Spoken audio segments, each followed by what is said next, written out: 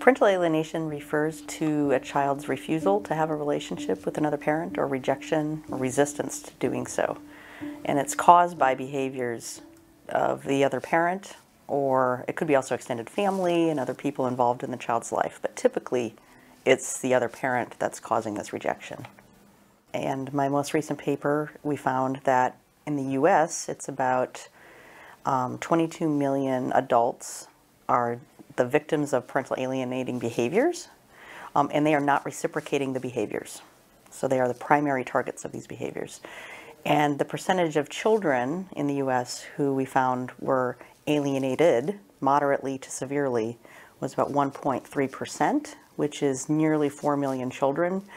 And that doesn't include mild alienation, where there's some rejection, but yet there's still a positive relationship with the parent, but it's being resisted by the child. And it doesn't include siblings, because we only asked about one child in the family. So we think it might be much higher than that. There's a kind of a perception that both parents must be contributing to the problem for this child to be rejecting them. You know, one parent must be doing something bad, and then the other parents, and they're both acting badly towards each other. And in my experience interviewing and talking to targeted parents and researching them, that a lot of them are really helpless. They have almost no power or control over what's happening in their lives, in their children's lives. The alienating parent really controls everything. They control access and communication to their child. Anything that that parent will say to the child is interpreted by that child as negative and hostile towards the other parent who they're trying to protect. So my experience was that it's impossible for this person to reciprocate when you actually see the dynamics in these families. We have 18 behaviors that they admit to doing or not doing, and whether the other parent had been doing them. This allowed us to see whether or not they were engaging in similar levels of behaviors, or if one was not doing anything and the other one was. And people admitted to doing a lot of these really negative behaviors. I should mention that. But what we found for those parents who did hardly any behaviors and the other parent did 7 or more out of 18, those were the ones who were the most alienated from their children. The parents who were reciprocating and both doing it were not alienated from their children. So we know it's not the reciprocity of the behaviors that's causing the alienation, and which hints at other work that I'm doing showing that this is a form of intimate terrorism, where you have a parent who has very little power to reciprocate. They have very little power to do anything, and they're the ones whose relationship is the most damaged with their child. So for a long time, people have just talked about parental alienation as child abuse, which it is, right? It's very harmful and damaging to the child. Parents who alienate their children are not only engaging in psychological abuse, but also even physical abuse and social isolation and other types of things to harm that child and keep them away from the other parent. But it does a lot of significant damage to that child and to their relationships with others. But it's also considered domestic violence, because the intent of the behavior is to harm the other parent and their relationship with the child. And so many behaviors that alienators do aren't always involving the child. The child can be a weapon that's used against them, but they will engage in many, many behaviors just to hurt the other parent. They'll engage in legal and administrative aggression, making false reports of abuse, calling police to do wellness checks on them when their children are visiting, even though there's nothing wrong, to make it appear that that parent is dangerous. They will send them threatening and harassing emails and text messages and badmouth them to everybody around. So all of these behaviors actually directly map on to the behaviors that intimate terrorists use in battery kind of cases, where you have a parent, male or female, who has a lot of control and power and engages in coercive tactics and very hostile and aggressive tactics towards the other person to control them and exert their power over them. This is when I was in Iceland a few years ago speaking about this at a conference. That was sort of the basis of my whole talk, is outlining all of these behaviors that these parents are doing, and they map right on to what intimate terrorists use.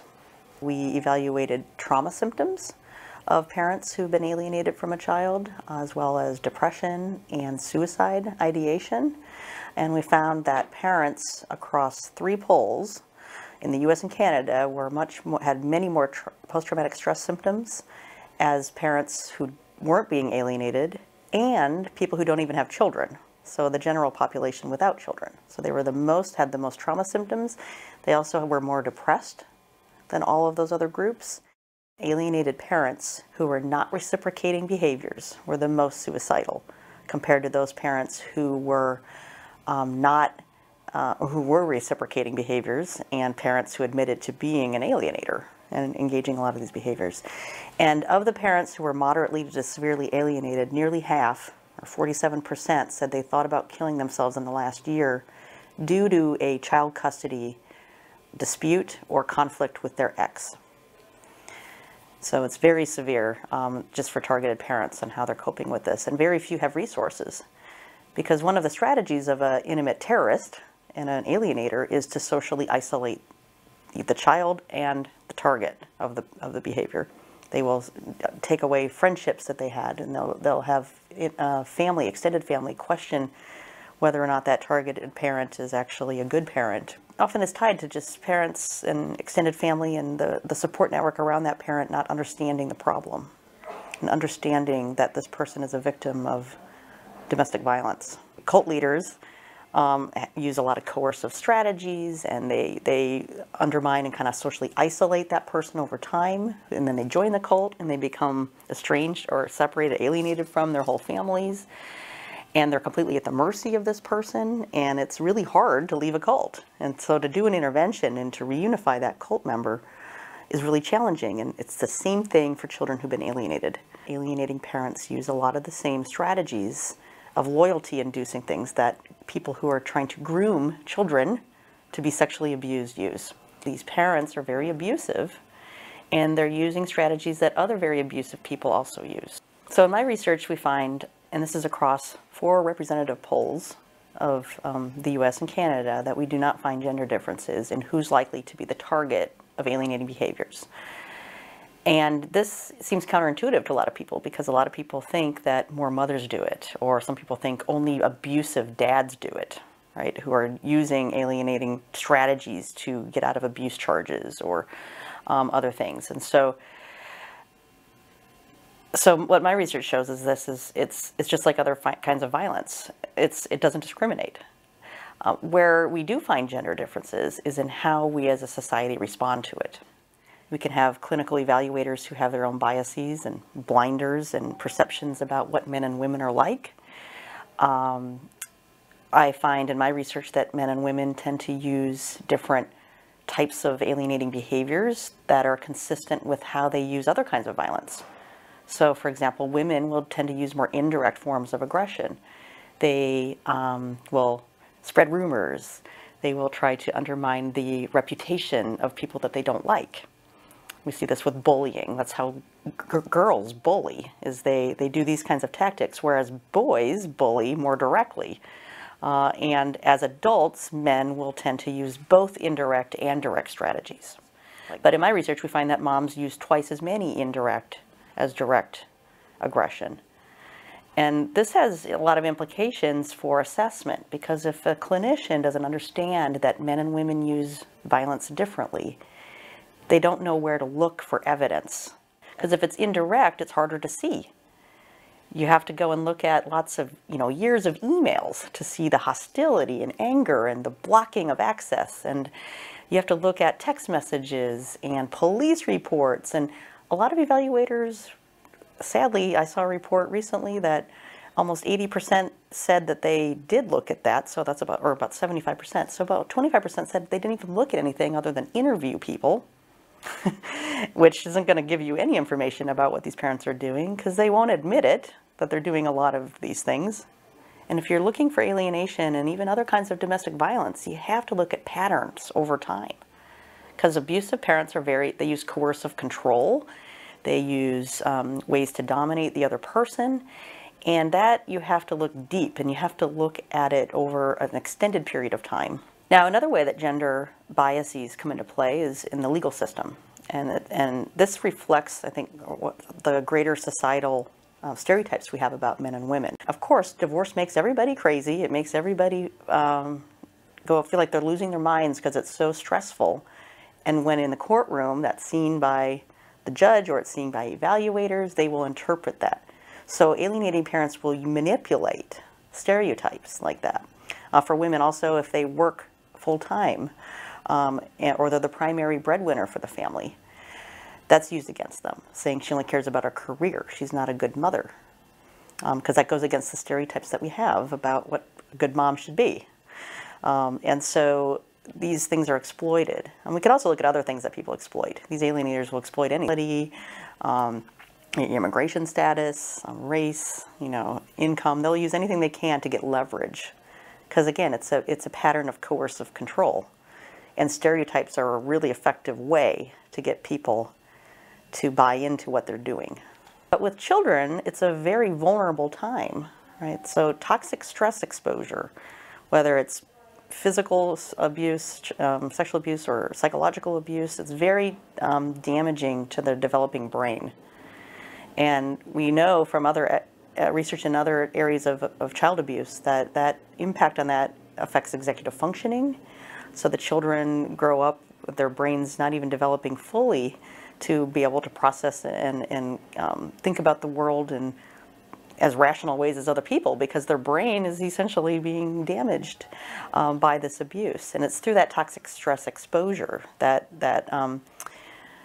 children are living with an alienated parent who's very abusive. Okay, and they're controlling their behaviors, they're controlling their feelings, the way that they see the world. And so the child is essentially very dependent on this person for everything. There are clear indications when a child is just refusing contact at all, like no communication, refuses to go there. That's an indication that the child has so severely split psychologically.